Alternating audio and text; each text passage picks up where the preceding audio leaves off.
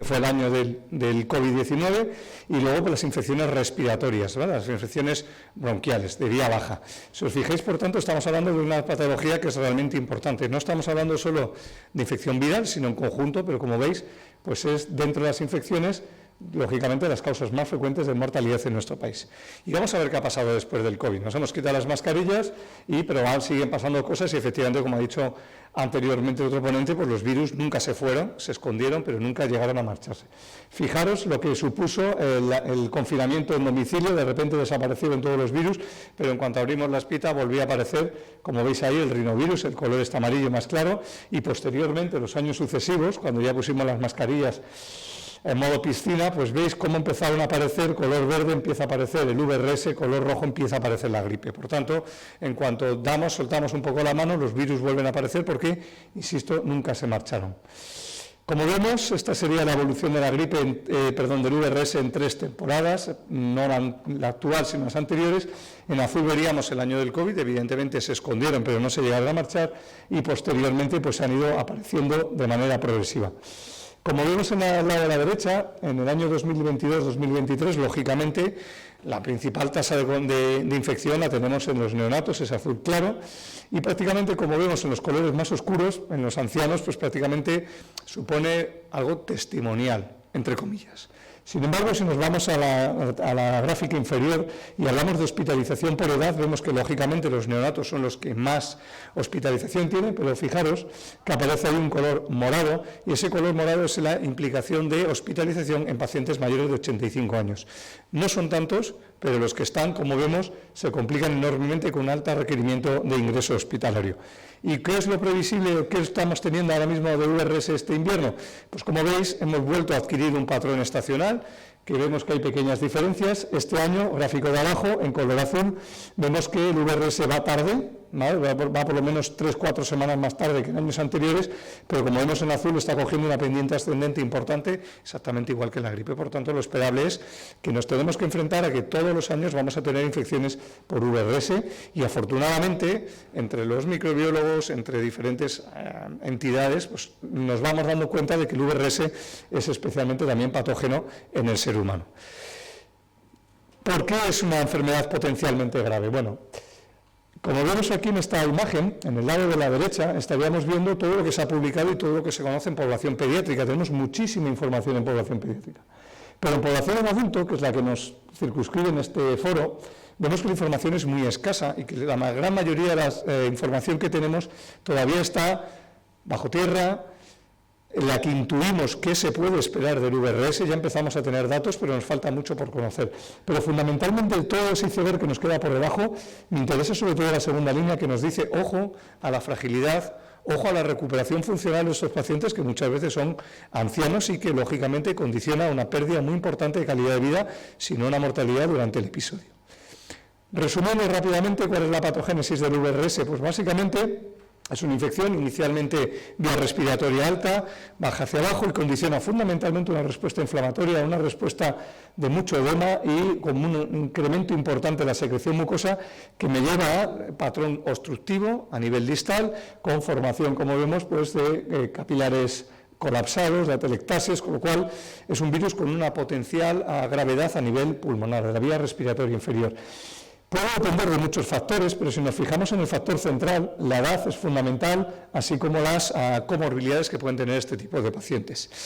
La edad es fundamental porque de manera fisiológica el pulmón de un paciente más anciano va a tener una serie de adaptaciones fisiológicas a ese envejecimiento que van a llevar, entre otras muchas cosas, a que haya un cierto grado de disfunción de la producción mucociliar, del aclaramiento mucociliar, y por otro lado la inmunidad también va a tener una situación de inmunosenescencia que me va a condicionar lo que se lleva conociendo en los últimos años como el inflammaging, ¿no? Ese grado de inflamación crónica, de disfunción inmunitaria innata, que va a contrarrestar la recuperación funcional de estas infecciones, conllevando en muchas ocasiones una respuesta citoquímica persistente, una respuesta inflamatoria, que finalmente, como vemos en esta diapositiva, pues me puede llevar a mayor daño pulmonar, abajo a la derecha, y además una situación de estrés oxidativo a nivel sistémico, que va a tener complicaciones a nivel fundamentalmente cardiovasculares.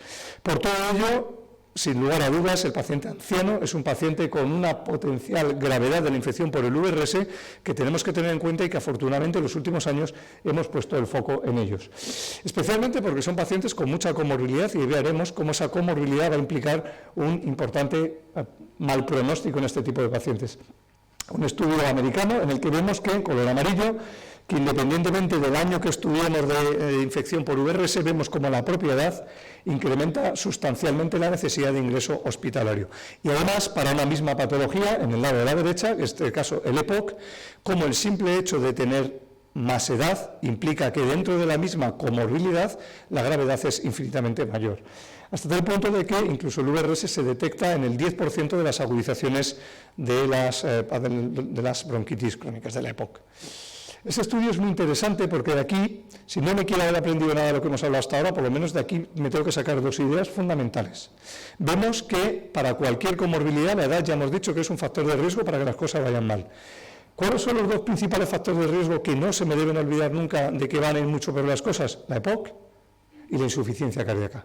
Fijaros cómo, teniendo pacientes EPOC, estamos arriba a la izquierda, fijaros la diferencia de necesidad de ingreso hospitalario, fijaros una incidencia de 1.000 por cada 100.000 pacientes en EPOC mayor de 65 años, frente a 80 de cada 100.000 cuando no tenemos esta comorbilidad. Y fijaros abajo, insuficiencia cardíaca. Vemos cómo también se nos dispara el riesgo, especialmente en pacientes mayores. Pero ojo, y aquí os quiero llamar la atención, y esto es muy importante, que en pacientes por encima de 60 años sabemos que tenemos un 5 veces más de riesgo de ingresar en un hospital por una infección por VRS cuando tengo insuficiencia cardíaca. Pero fijaros en los pacientes más jóvenes. Pacientes jóvenes con insuficiencia cardíaca tienen, fijaros, 15 veces más de riesgo de necesidad de ingreso hospitalario por una infección por VRS. De manera que, ojo a esos pacientes jóvenes con comorbilidad, especialmente cardiopulmonar, porque son pacientes que van a ir mal, ¿de acuerdo? Por tanto, ojo a la EPOC, ojo a la insuficiencia cardíaca y ojo a la edad. Todo ello lleva a que en noviembre del 2024, por primera vez, las guías GOLD dicen que es recomendable vacunar a nuestros pacientes que tengan estas comorbilidades frente al VRS. Y efectivamente, pues diferentes sociedades, aquí en concreto los CBCs, pues antes de llegar al abismo me dicen que en todos los pacientes que tengan esa comorbilidad vamos a hacer algo por ellos porque ya estamos viendo que la necesidad de ingreso hospitalario es infinitamente mayor. ¿Y de qué impacto estamos hablando? Mirad, vamos a ir rellenando a esta pirámide, ¿no? Lo primero que vamos a ver, sin ser especialmente exhaustivo, pero quiero que os quedéis con la idea de que fijaros que el VRS representa el 10% de las neumonías que requieren ingreso en el hospital. Fijaros que es un condicionante de agudizaciones de EPOC, de agudizaciones de insuficiencia cardíaca e incluso de asma. Y que cuando lo comparamos con la gripe, no creáis que es una infección especialmente benévola comparada con estos pacientes con gripe. Fijaros, ya lo hemos comentado, la enfermedad grave, nos vamos al lado de la derecha de la diapositiva, fijaros que tener una EPOC incrementa en 2 veces el riesgo de necesidad de ingreso hospitalario por VRS, fijaros la insuficiencia cardíaca 2,3 veces, ¿de acuerdo? Y fijaros la edad, prácticamente casi 4 veces más de riesgo de ingreso en el hospital. Volvemos otra vez a lo mismo, por favor, aunque sea esta idea, tenemos que tenerla en cuenta. Ojo a la edad, ojo a la insuficiencia cardíaca y ojo a la EPOC. Porque fijaros, evidentemente es un virus muy estudiado en neonatos, la bronquiolitis está clarísima, altísima mortalidad, pero fijaros qué pasa por encima de los 50 años y especialmente por encima de los 80 años. Hay una letalidad importante en este tipo de pacientes. Tal es así, aquí tenéis 3 metaanálisis, básicamente yo me quedaría con la idea de que, bueno, en los pacientes que ingresan a un hospital, fijaros que tenemos una letalidad de 1,5 o 2% dependiendo de la serie que miremos. En resumen, 1,6% de infección respiratoria a nivel global por VRS, 0,15% de necesidad de ingreso en el hospital y fijaros que en aquellos pacientes que ingresan al hospital tenemos una mortalidad estimada del 7%. Si rellenamos el triángulo con datos en Estados Unidos, en la pirámide pues tenemos los datos, pero quiero que nos fijemos sobre todo en el lado de la derecha. Especialmente fijaros que 20% de los pacientes que tienen una infección por VRS adultos van a consultar a un servicio de atención primaria, van a consultar a un servicio de urgencias. Lógicamente supone una sobrepresión en estos servicios. Fijaros que van a tardar hasta 3 semanas en resolver la clínica. Por tanto, ya hemos visto que qué repercusión económica tiene, qué repercusión en calidad de vida. Fijaros que un 0,15% necesitan hospitalización y fijaros que además es una hospitalización larga. Prácticamente me lleva entre 3 y 6 días de necesidad de ingreso hospitalario.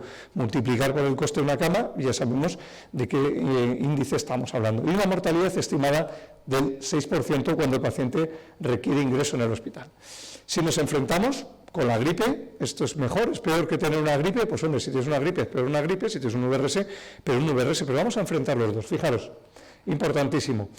Comparamos los pacientes VRS con gripe. Son pacientes más comórbidos, especialmente con EPOC, con mayor edad, y fijaros que tienen un riesgo incrementado respecto a la infección por gripe, de más eventos cardiovasculares, más readmisión hospitalaria, y fijaros, hay una disminución de la supervivencia muy marcada al año.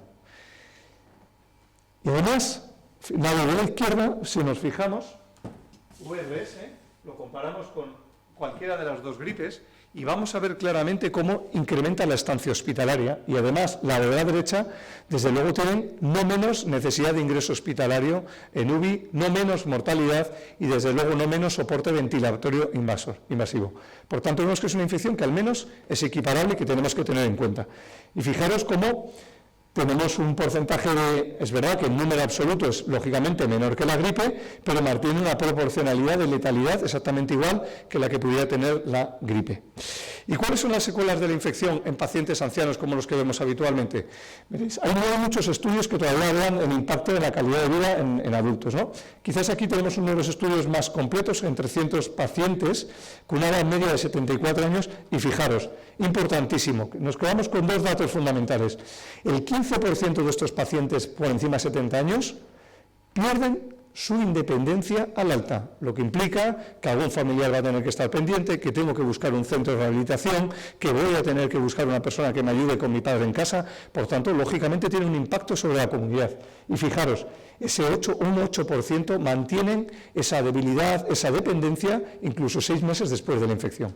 Por tanto, es una infección grave, a medio plazo en el paciente adulto, mayor, pero fijaros en este estudio que está hecho con pacientes más jóvenes, 50% de los pacientes de este estudio estaban en edad laboral.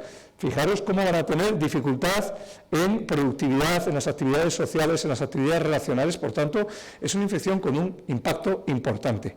Y a nivel sintomático, es una infección que dura mucho más tiempo la sintomatología que la de la gripe y es comparable con la del metaneumovirus, como estamos viendo perfectamente en este estudio, en el que vemos que VRS y metaneumovirus tuvieron más síntomas a los 3 meses de la infección y además de manera significativa que ellos referían como dificultad para respirar tos cuando comparamos con la gripe.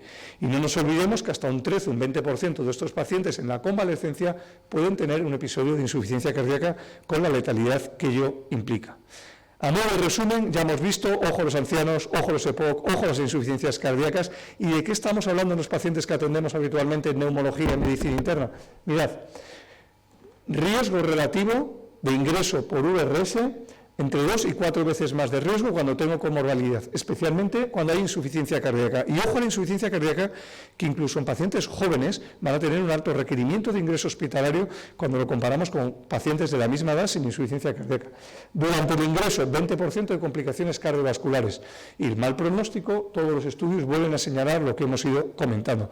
Y fijaros, importantísimo, no solo tengo el VRS, luego tengo que convencer a la familia de que el paciente mayor, su padre, pues va a estar fastidiado durante unas semanas, incluso meses, con la comorbilidad y la dificultad que conlleva todo esto en el manejo de este tipo de pacientes en domicilio.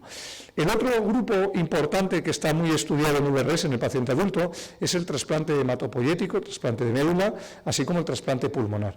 Fijaros que en estos pacientes hay un incremento sustancial de riesgo de infección grave, hospitalización y muerte. Y fijaros que en el trasplante hematopoyético hasta un 10% de los pacientes tienen infección con VRS anualmente y fijaros que un 40% de ellos afectan al tracto respiratorio inferior con un 10% de mortalidad. ¿Qué implicaciones tiene el trasplante pulmonar? Pues fijaros que en el trasplante pulmonar va a dar muchísima complicación en el propio injerto, con rechazo agudo, disfunción endotelial a largo plazo, así como cuadros de bronquiolitis obliterante. Ese es el otro gran grupo que tengo que estar pendiente para evitar complicaciones. Y ya la última parte de la ponencia es, sin meternos en las vacunas, ¿cómo podemos manejar o qué novedades terapéuticas tenemos en el manejo de la infección por VRS? Bien. Lógicamente, lo primero que se estudió fueron vacunas, y después de las vacunas, como estamos viendo, años 60-70, se empezó a hablar del palivizumab. No se habló, como vimos ahí, hasta los años 80 no se empezó a hablar de fármacos antivirales, ¿no?, la ribavirina. El problema que hemos tenido es que durante muchos años el desarrollo de las vacunas se quedó completamente paralizado por la baja inmunogenicidad del VRS, por la inmadurez inmunológica en los estudios en neonatos y porque hubo unas malas experiencias en los años 60 con unas vacunas atenuadas en formol.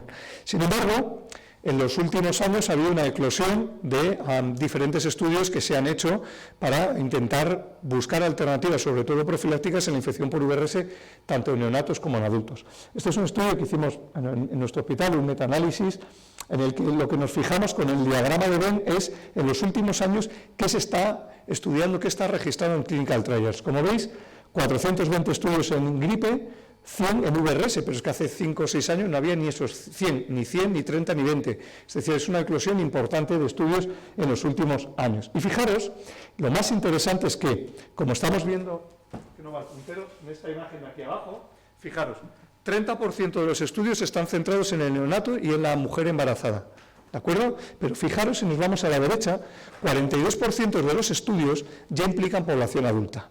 Es cierto que población muy adulta, ancianos, no hay ningún estudio en población muy ancianos, pero como vemos en este diagrama, sí que hay al menos uno de cada 4 estudios contemplan población por encima de los 65 años. Es que no me iba antes.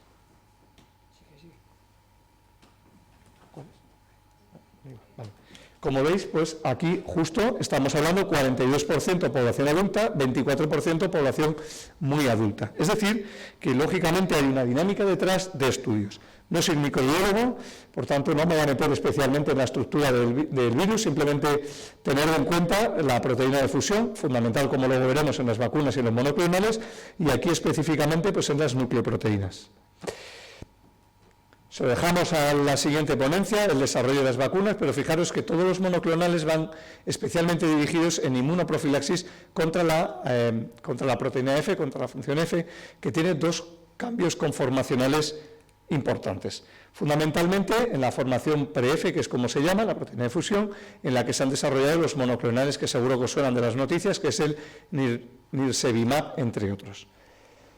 Mirad, ¿qué se está desarrollando, qué se está estudiando ahora mismo? Bueno, pues si uno quiere saber por dónde van los tiros, hay que entrar obligatoriamente en esta plataforma, en paz.org, que me dice que a fecha actualizada del 18 de septiembre del 2024, acceso antes de ayer, no hay nada posterior, hay 192 ensayos clínicos con vacunas y con monoclonales en VRS. Fijaos la cantidad de información que tenemos disponible. Si esto lo resumiéramos, insisto, no me voy a meter con todas las vacunas, pero en inmunoprofilaxis vemos que tenemos a 2 aprobadas ya actualmente y vemos que solamente tenemos un estudio en fase 3, un estudio en fase 2 y 2 estudios en desarrollo.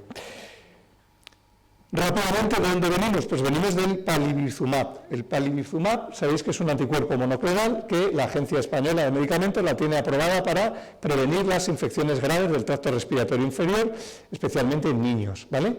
Es un medicamento que es dificultoso de administrar, hay que darlo repetidamente y, bueno, pues ha quedado claramente superado por el nirsevimab, que es un monoclonal, que básicamente lo que hemos conseguido es con una sustitución de aminoácidos, le hemos conferido una vida media de 150 días. ¿Qué ventaja tiene eso? Que una sola dosis me cubre perfectamente toda la temporada de VRS, a diferencia de los anteriores. Y además, fijaros que es 50 veces más potente que el palivizumab, que era lo que teníamos anteriormente. Todo ello me llevó a que la EMA en el año 2022 lo indicó como profilaxis en todos los recién nacidos menores de 6 meses que vayan a nacer en la estación del VRS o que tengan menos de 6 meses cuando se entre en la estación invernal, basado fundamentalmente en estos 2 ensayos, el Medley y el Melody, que como vemos, fijaros que tiene una reducción de entre el 70 y el 75% de necesidad de ingreso por infección respiratoria de tracto inferior en pacientes neonatos. Como veis, para evitar una hospitalización, para evitar una asistencia en atención primaria o en urgencias por un VRS neonato tendríamos que tratar 12 niños, para evitar una hospitalización 50. Estamos lógicamente en datos muy importantes con un marcado valor pronóstico y que cualquiera que haya trabajado en un servicio de urgencias de pediatría el año pasado diría es que este año no tiene nada que ver con lo que habíamos tenido hasta ahora. Y eso llevó pues, a que este es el antiguo Hospital 12 de Octubre, ya estamos en fase de demolición a la entrada del nuevo, pero fijaros que se pusieron carteles por la calle para que los pacientes supieran dónde tenían que ir, porque, bueno, lógicamente esto ha supuesto un impacto radical en la mortalidad, en la infección y la necesidad de ingreso hospitalario en neonatos. ¿En qué punto estamos ahora en el desarrollo de monoclonales? Por actualizar sobre el tratamiento del VRS. Bueno, pues desgraciadamente se me han quedado pues, bastantes moléculas en el camino, ¿vale? Se nos han quedado ahí ancladas, pero afortunadamente alguna está tirando hacia adelante. Le tendríamos que seguir la pista al clesoribam, que actúa sobre la región 4 de la proteína F, que es una estructura muy conservada, con lo cual es poco probable que pueda haber mutaciones posteriores, que siempre es el miedo que se tiene con los monoclonales. Tiene una semivida larga, que alcanza una alta concentración nasal, lo cual pues, hace que sean fármacos muy importantes o muy interesantes para evitar, primero, la infección y segundo, que posteriormente desde la vía respiratoria alta pueda bajar al tracto respiratorio inferior. Quizás lo más interesante es que, bien, hay ensayos en fase 3 en la actualidad en niños, pero afortunadamente se empiezan a hacer ensayos en adultos. Y digo afortunadamente porque cuando uno estudia sobre el VRS dice, los antivirales van muy mal, la vacuna pues ya veremos a ver, pero ¿qué hago con un trasplante hematopoyético? ¿Qué hago con un trasplante pulmonar? Si no tengo forma de vacunarle o no me hace una respuesta inmunitaria adecuada a la vacuna. Pues afortunadamente hasta ahora no había ningún monoclonal que se estuviera metiendo en los adultos, pero afortunadamente, como veremos, empieza a haber ensayos en este sentido que yo creo que pueden cambiar radicalmente el panorama en los próximos años, especialmente en ese trasplante de pulmón y en ese trasplante hematopoyético. Otras dos moléculas que van con un poquito más de retraso y simplemente recordar que el clesoribam está prevista la comercialización en el año 2026, si los ensayos de fase 2A y 3 pues tiran para adelante.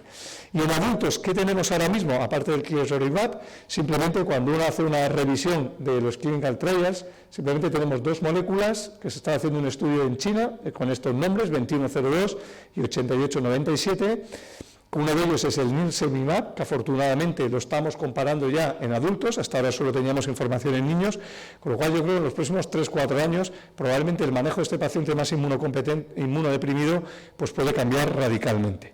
Y respecto al tratamiento antiviral, nos quedan ya 3 diapositivas, simplemente aquí estamos expresando cuáles serían los potenciales dianas de acción de los diferentes antivirales y desgraciadamente de todas las potenciales, ha habido muchos ensayos clínicos, actualmente solo nos quedarían 3 alternativas en desarrollo, ¿de acuerdo? Todo lo demás, como estamos viendo aquí, se me han caído, ¿vale? Tenemos muchas esperanzas en algunos de ellos, como el presatovir, que es un inhibidor de la fusión. Se hicieron un montón de estudios en pacientes adultos sanos a los que se les inocula el VRS y se ve respuesta.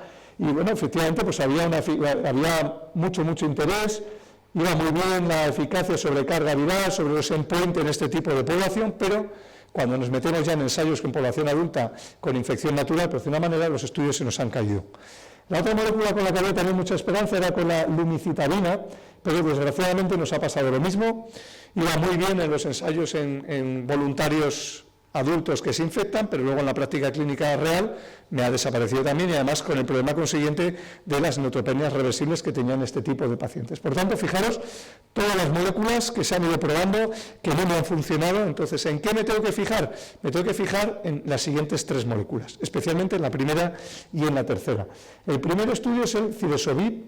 Este es un inhibidor de la fusión que fundamentalmente ha demostrado una disminución de la carga viral en modelos animales y en algún estudio que se ha hecho en niños menores de 5 años hemos visto que la respuesta clínica en forma de remisión a los 5 días, veis que es de manera significativa. Actualmente, con este número de registro, tenemos un ensayo en fase 3 en niños para ver cuál es su funcionalidad. ¿De acuerdo? No tenemos resultados. El segundo, que sería el sisunatovir, también es un inhibidor de la fusión. En los ensayos iniciales en fase 2 también respondía muy bien por una disminución de la carga viral y de los síntomas, tanto en modelos experimentales como en niños, pero el problema que ha tenido, y no viene especificado exactamente por qué, dicen que no es un problema de seguridad, y va bien la molécula, no es un problema de seguridad, pero el promotor ha decidido discontinuar todos los estudios que teníamos en activo en fase 2 y en fase 3. Por tanto, no sé muy bien hacia dónde va a ir esta molécula.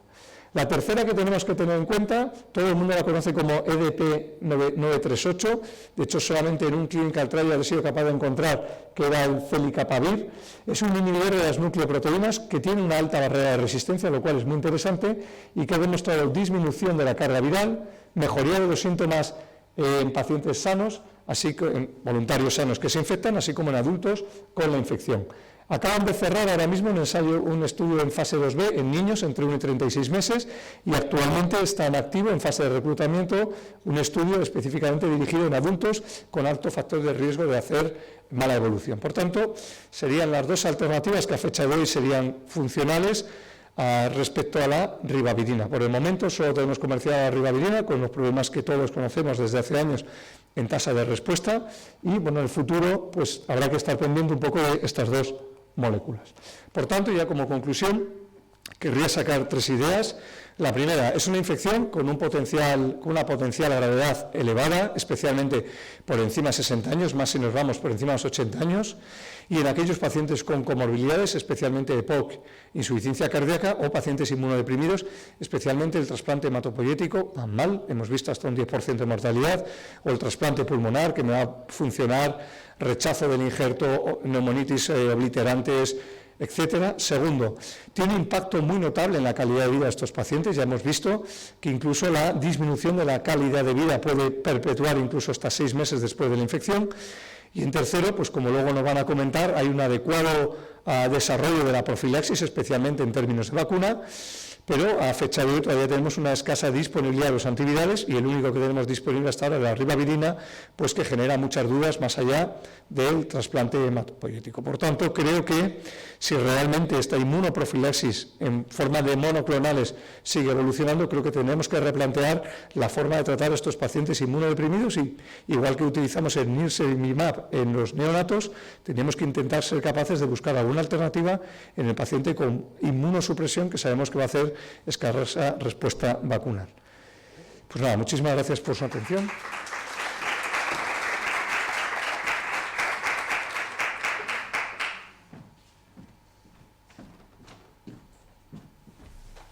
Muchísimas gracias a toda esta exposición tan clarísima y tan detallada. ¿Tenéis alguna pregunta? Yo te quería preguntar, el paciente ingresado mayor o con pluripatología que hace muchas veces hiperreactividad bronquial,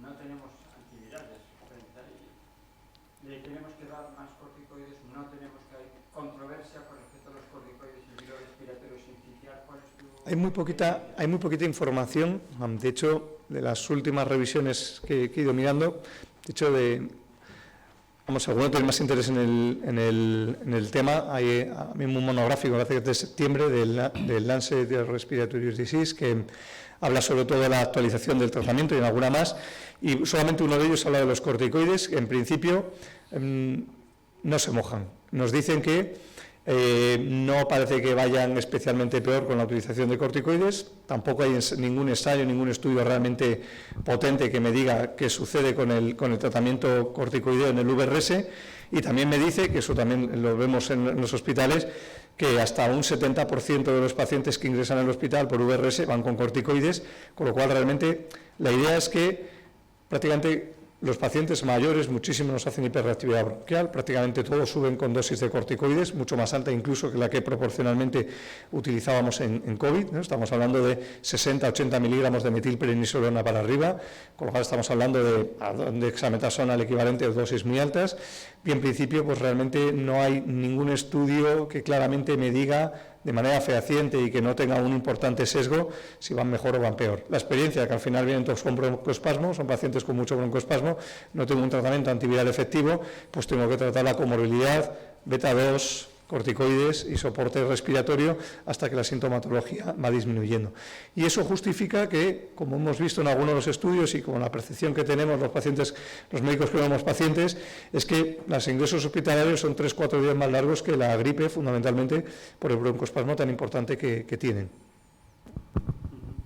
Y también con respecto a esto, si vosotros el tema de la ventilación mecánica, digamos, el oxígeno con alto flujo. Hay gente que comenta que el oxígeno con alto flujo en estos pacientes les podría ir bien al aumentar la presión y disminuir la necesidad de corticoides. ¿Has oído algo? ¿Tienes algún conocimiento? Lo que hemos aprendido es decir, con el alto flujo en el COVID los dábamos y bueno, los pacientes ventilábamos mejor y estabilizábamos y evitábamos el trabajo respiratorio de los pacientes con el COVID. Claro, aquí viene más limitado muchas veces por la propia edad. Son pacientes más mayores que la gripe, son pacientes más mayores que el COVID, con lo cual las modalidades ventilatorias que implican alta resistencia, ¿no? que implican que necesitan manejar altas presiones, antes son pacientes que toleran peor y que cuesta mucho más ventilar. Los neumólogos en las UCRIs tienen más problema con el VRS que cuando tienen que ventilar gripe, pero hay experiencia. En principio, si cogido a tiempo, pues es una infección que es potencialmente también ventilable. Y yo creo que también la otra idea que yo transmitiría y que realmente pues creo que es otro de los paradigmas que tienen que cambiar en la infección respiratoria viral es que cuanto antes mejor, cuanto antes tratemos las posibles complicaciones y cuanto antes seamos capaces de establecer una respuesta inmunomoduladora en estos pacientes, probablemente mejor, ¿no? Y en este sentido, pues también quería hacer público el agradecimiento y bueno, daros la enhorabuena pues al grupo que estáis liderando aquí, porque sé que habéis puesto en marcha un ensayo clínico no comercial dentro de la acción estratégica de salud con dexametasona en gripe, que yo creo que puede aportar mucha luz a la respuesta inflamatoria, al control de la respuesta inflamatoria de manera precoz y probablemente quitar uno de los últimos temas que queda en enfermedades infecciosas, que es no se puede utilizar corticoides en una infección viral respiratoria porque se van a morir más. Creo que el COVID no lo ha demostrado, creo que todos los datos que había en ensayos clínicos, en estudios previos, eran desde luego muy controvertidos, ¿no? El nivel de evidencia era bajo y creo que aportaciones como las que estáis haciendo vosotros desde aquí de Alicante, pues creo que tienen un interés en el sentido en el que creo que tenemos que perder el miedo a inmunomodular la respuesta inflamatoria en estos pacientes y yo os aseguro que soy muy proactivo a poner corticoides lo más pronto que pueda, tanto en gripe, hemos visto que además hay unas correlaciones muy importantes con niveles altos de ferritina, con linfopenias más severas, con niveles más altos del LDH, es decir, me están indicando que hay una respuesta inflamatoria muy alta y exactamente igual que en VRS. Yo sería, cuanto más proactivo, mejor, lógicamente, si está indicado por la patología, ¿no?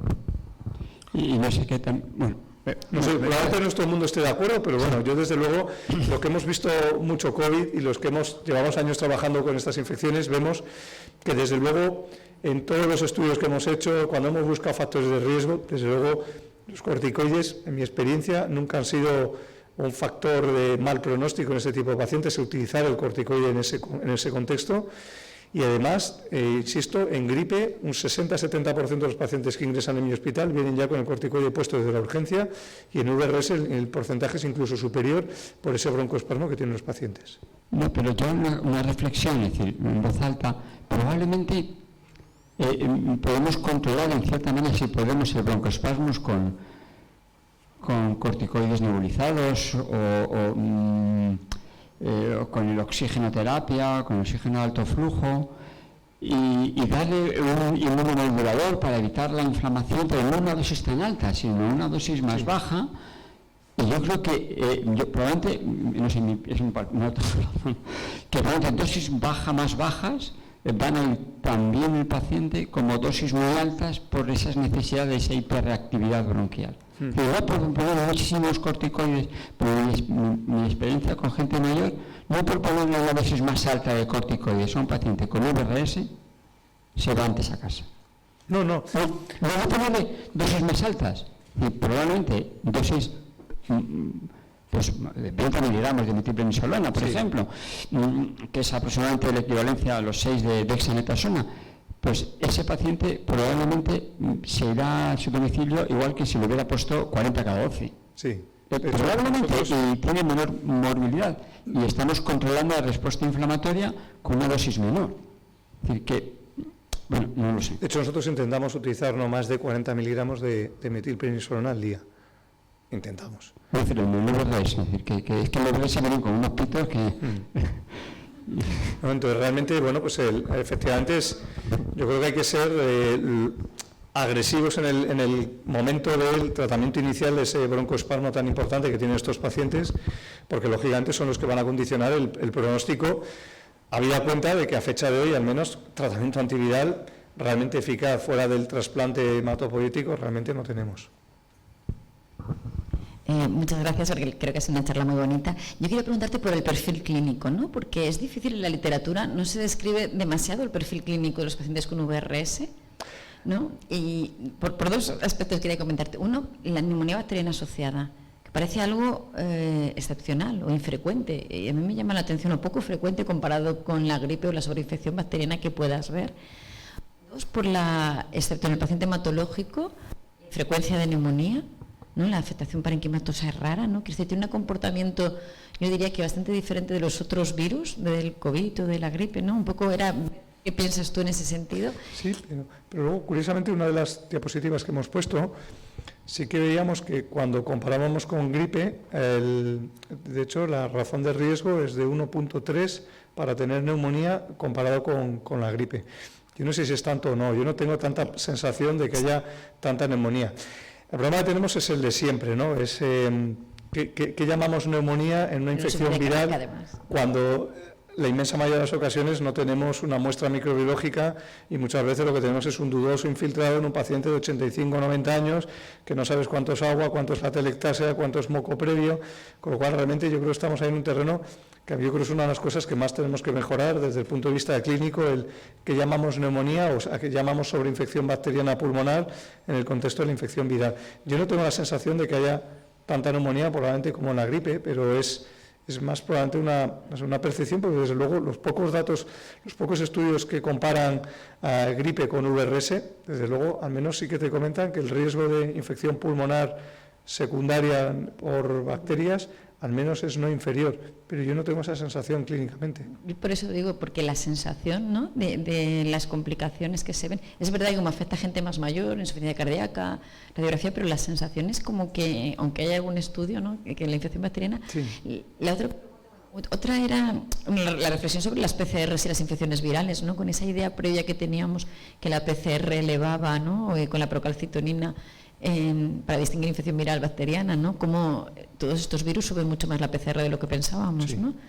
De hecho, nosotros en nuestra experiencia, de hecho en el 12 de octubre hemos trabajado con scores predictivos de mala evolución en gripe y es verdad que luego al final, pues por costes, etcétera, hemos buscado modelos matemáticos más plausibles, más fácilmente realizables en un servicio de urgencias y nos hemos limitado más a edad, linfopenia y LDH, pero desde luego la PCR se eleva en aquellos pacientes que van mal, desde luego la PCR, estamos hablando de PCRs con un punto de corte 0,5, que es la que tenemos en nuestro centro, que los pacientes que van bien tienen una PCR de en torno a 3, 3,5, los pacientes con mala evolución tienen una mediana de 8 a 8,5, es decir, que son pacientes que incluso sin sobreinfección bacteriana ya en un servicio de urgencias, que se supone que llevas con mucho 2-3 días de clínica respiratoria y que muchas veces no ha dado tiempo a hacer una sobreinfección bacteriana, estamos hablando ya de PCRs de 8 de 10 en pacientes que van con mala evolución, comparado con aquellos pacientes que van bien, que pues a lo mejor tienen 2,5 o 3, es decir, no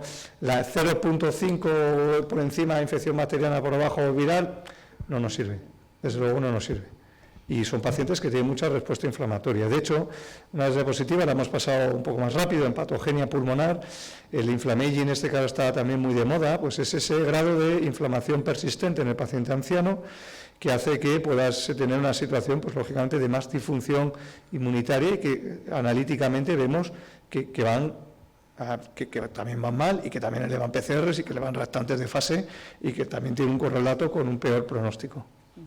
Y el otro comentario era, no sé, por preguntaros también vuestra experiencia en el paciente hematológico grave con neumonía, que pues al final utilizamos ribavirina y porque no tenemos otra cosa. Si habíais utilizado los anticuerpos monoclonales como compasivo en adulto, en tratamiento, coadyuvante. Se han utilizado inmunoglobulinas combinadas con la ribavirina. Yo no sé, vamos, no es especialmente mi campo la oncohematología, pero cuando uno revisa las cosas, es como cuando echas en falta algo, ¿no? Y dices, joder, si esta casa es muy bonita, pero me falta algo, me falta un balcón, me falta algo, me falta algo. Aquí claramente me falta que este tipo de pacientes, tanto el trasplante pulmonar como el hematopoyético, tenemos que hacer algo más. Y desde luego creo que el desarrollo de los monoclonales pues tienen que dar ese algo más que justifiquen que ese paciente podemos hacerle algo más para que en temporada del VRS, ya lo hemos visto, se nos infectan. El primer año de post-trasplante hematopoyético, en temporada de VRS, se infectan una barbaridad de pacientes con un requerimiento de un 40% de ingreso hospitalario. Entonces vamos a ver si por fin sale algún monoclonal con algún ensayo clínico en condiciones que me diga que en el adulto se pueden utilizar, que van bien y que me puede mejorar ese pronóstico en ese paciente, ¿no? De la misma manera que haríamos en el neonato. No solo en prevención, sino como coadyuvante, como tratamiento, ¿no? Eso un paciente que hace neumonía donde no tenemos nada, ¿no? Eso es. Pues, ¿alguna pregunta más? Yo quería hacer una reflexión, que si miras históricamente, los cambios que se están introduciendo en el VRS son muy llamativos. Hace unos años, prácticamente solo un patógeno de niños, donde el diagnóstico microbiológico era muy malo, detección de antígeno. Ahora ha cambiado a un mejor diagnóstico, han salido los anticuerpos monoclonales, se están desarrollando vacunas, o sea, está introduciéndose muchísimos cambios. ¿Cómo ves tú el manejo del VRS dentro de 5 años en el adulto? Pues yo confío en que alguno de los antivirales eclosione en el adulto, no tengo yo tan claro, pero bueno, confiemos en que no sea solamente poner broncodilatadores y corticoides, que podamos hacer algo más por estos pacientes. Y desde luego creo que lo que tenemos que hacer es dirigir nuestro esfuerzo también en intentar controlar la respuesta inflamatoria que se pueda producir en estos pacientes, intentar anticiparnos, como ya nos ha demostrado el COVID, como estamos viendo cada vez más en gripe, y luego, por supuesto, pues el fundamental el desarrollo de monoclonales en adulto con alto riesgo de mala evolución. Pues nada, muchísimas gracias. Si queréis, hacemos un descanso de 15 minutos.